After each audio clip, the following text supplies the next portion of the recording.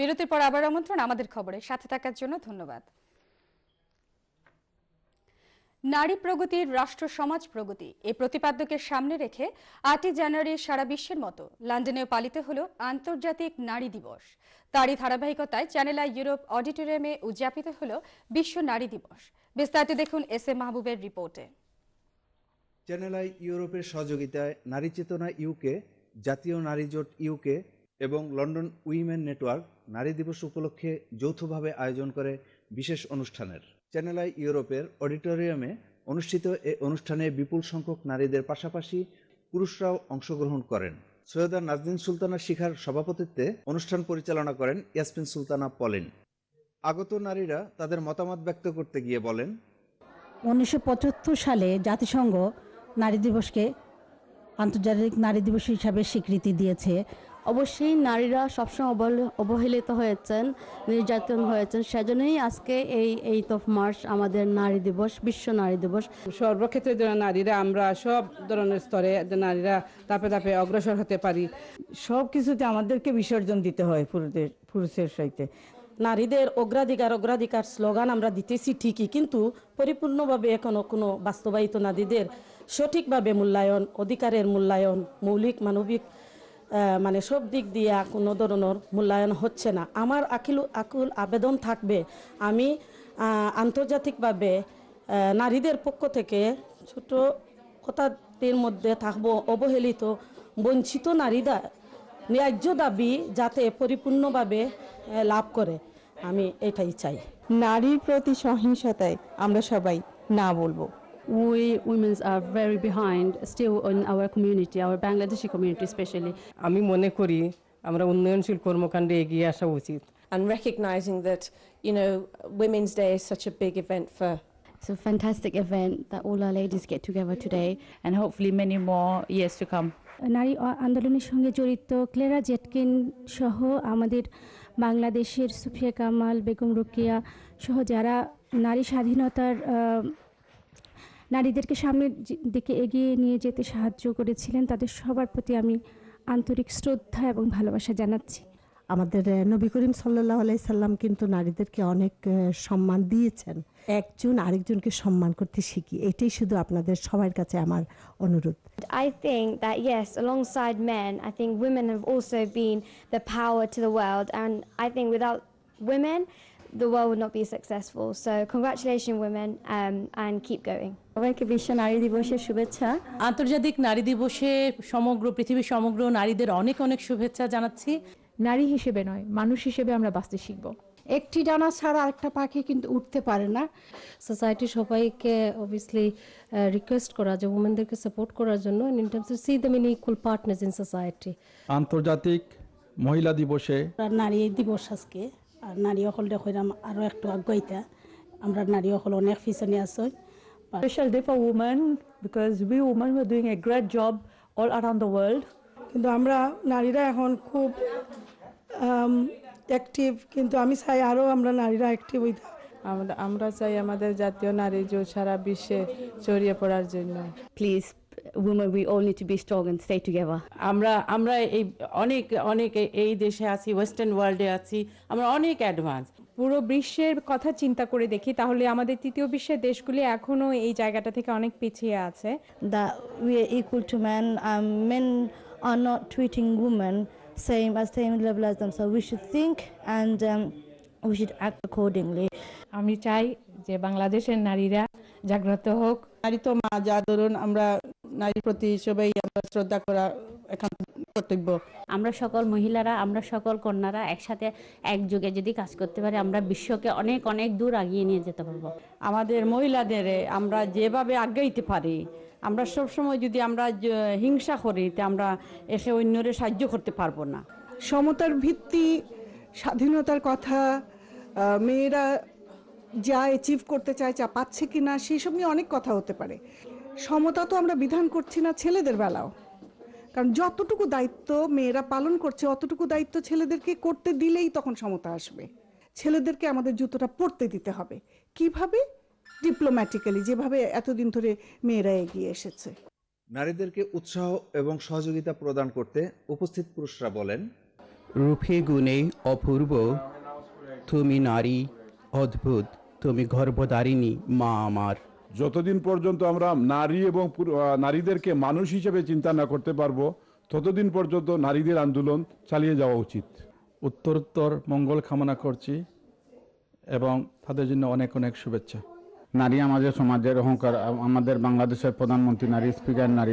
পৃথিবীর সব জায়গায় এখন পুরুষ যেভাবে সমাজকে সমৃদ্ধ করছে, তেমনি নারীও তার মেধা দিয়ে, তার শ্রম দিয়ে এই সমাজকে সমৃদ্ধ করে চলছে।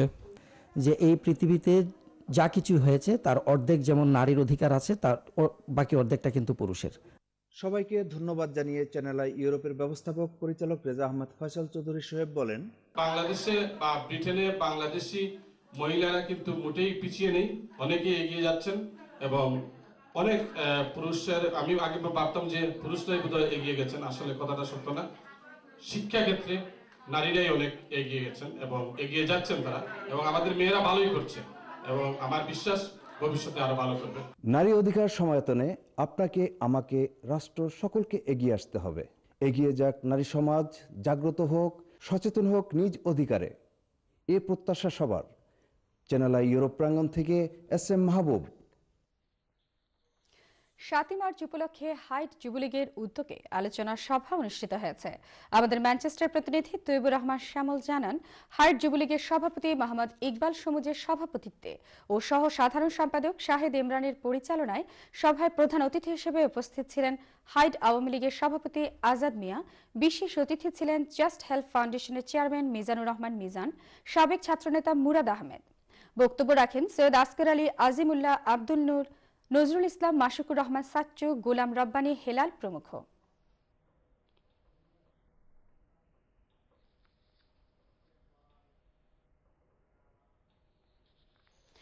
ইতালির বাংলাদেশি নারীরা উদযাপন করেছেন বিশ্ব নারী দিবস।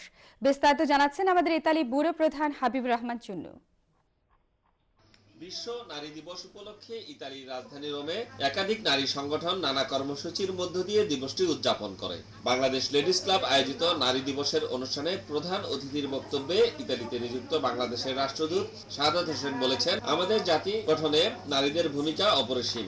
স্বৈরাচার বিরোধী আন্দোলনে বাংলাদেশের দুই নেত্রীর ভূমিকা কথাও উল্লেখ করেন তিনি। যে নেতৃত্ব স্বৈরাচার মুক্তি করেছে সেই দুই নেত্রী নারী।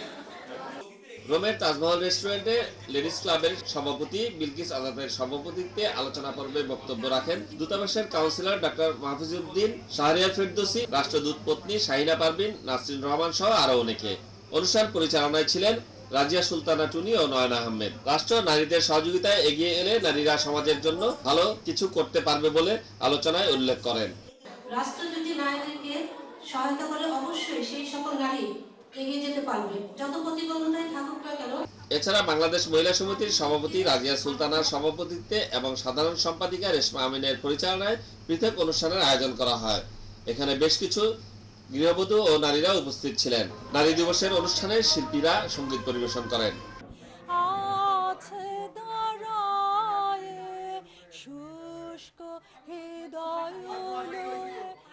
ইতালি রোম থেকে হাবিবুর রহমান চুন্নু, চ্যানেল আই। গত 7 মার্চ সন্ধ্যায় ইতালি আওয়ামী লীগের আয়োজনে ঐতিহাসিক 7 মার্চ উদযাপন করেছে। রোমের তরপিনাত্তার সুন্দরবন রেস্টুরেন্টে সহসভাপতি আলী আহমেদ ঢালির সভাপতিত্বে ভারপ্রাপ্ত সাধারণ সম্পাদক শোয়েব দেওয়ানের পরিচালনায় আলোচনা সভায় প্রধান অতিথি ছিলেন সর্ব ইউরোপ আওয়ামী লীগের সহসভাপতি KM লোকমান হোসেন। অন্যান্যদের মধ্যে উপস্থিত ছিলেন মোজাম্মেল হক পাটোয়ারি, আলী আহমেদ চৌধুরী, ইতালি আওয়ামী লীগের সহসভাপতি হাবিব চৌধুরী ও মিজানুর রহমান মিজান। যুগ্ম সাধারণ সম্পাদক আবু তাহের, যুবলীগের সাধারণ সম্পাদক এমেরব মিন্টু উপস্থিত ছিলেন। সভায় বক্তারা ঐতিহাসিক 7 মার্চের গুরুত্ব আলোচনা করেন। তারা বলেন, সর্বকালের সর্বশ্রেষ্ঠ বাঙালি জাতির জনক বঙ্গবন্ধু শেখ মুজিবুর রহমান 7 মার্চের ভাষণেই স্বাধীনতার রূপরেখা প্রণয়ন করেন। এই ভাষণের উপর ভিত্তি করেই 7 কোটি বাঙালি মুক্তিযুদ্ধের অনুপ্রেরণা লাভ করে। স্পেনের বার্সেলোনার মহিলা সমিতি প্রতি বছরের মতো এবারও আয়োজন করে পিঠা উৎসবের নারী, পুরুষ আর শিশু কিশোরদের প্রাণবন্ত উপস্থিতি ছিল। 7 মার্চ বার্সেলোনার স্থানীয় একটি হলে মহিলা সমিতির নেতৃবৃন্দদের আয়োজনে পিঠা উৎসবে স্থান পায় বাংলাদেশের সুস্বাদু প্রায় সব ধরনের পিঠাপুলি। অনুষ্ঠানে বার্সেলোনায় নিযুক্ত বাংলাদেশের honorary consular Ramon Pedro, Alauddin Haque, Meherul Islam Mintu, Hasibur Rahman, Nabin, Mezba, Shah Imran, Muhibur Hasan Khan Kayes সহ মহিলা সমিতির মেহতা হক, লিজা আক্তার, বিউটিশিল, জিনাত শফিক, শিউলি আক্তার প্রমুখ উপস্থিত ছিলেন। পিঠা উৎসব চলাকালে মহিলা সমিতির শিল্পীবৃন্দ সারাক্ষণ গানের মাধ্যমে মাতিয়ে রাখে পুরো অনুষ্ঠান। ইতালির মিলানে বাংলাদেশ মহিলা সমিতি ও বিদেশি কয়েকটি সংগঠনের অংশগ্রহণে বিশ্ব নারী দিবস পালন করা হয়েছে।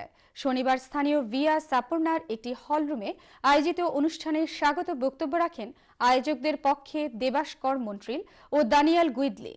অনুষ্ঠানে স্পন্সর করে মিলান সৌদ অ্যাসোসিয়েশন সংবাদপত্র।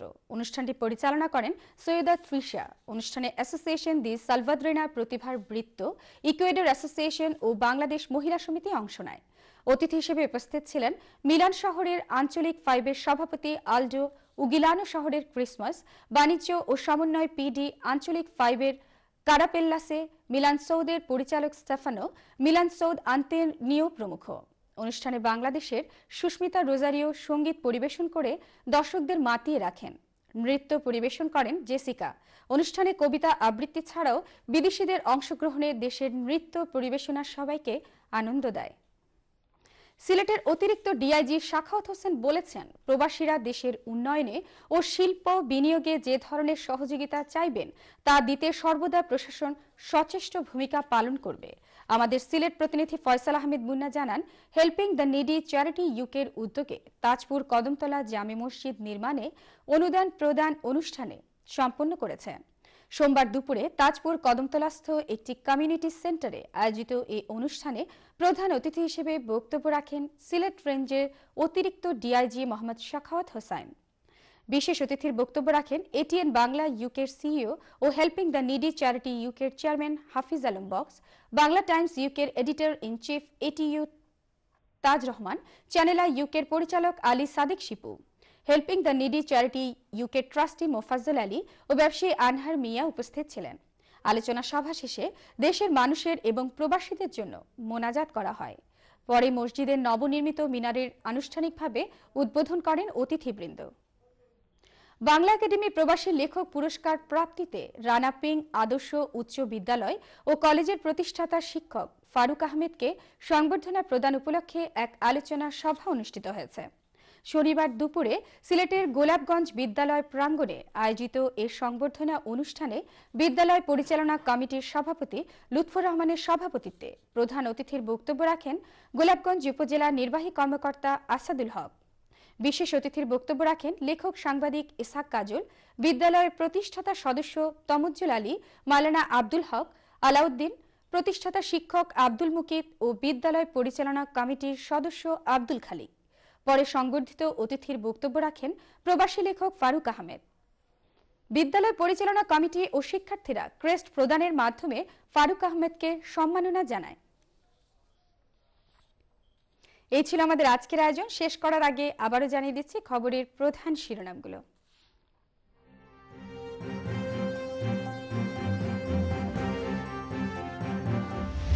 চ্যানেল আই ইউরোপ কার্যালয়ে পালিত হল বিশ্ব নারী দিবস। এনএচএস হাসপাতালের অ্যাপয়েন্টমেন্ট বিভ্রাটে 160 পাউন্ড করে ক্ষতির শিকার হচ্ছে সরকার। বিমানের যাত্রী সেবার মান উন্নয়নের প্রতিশ্রুতি বিমানমন্ত্রীর।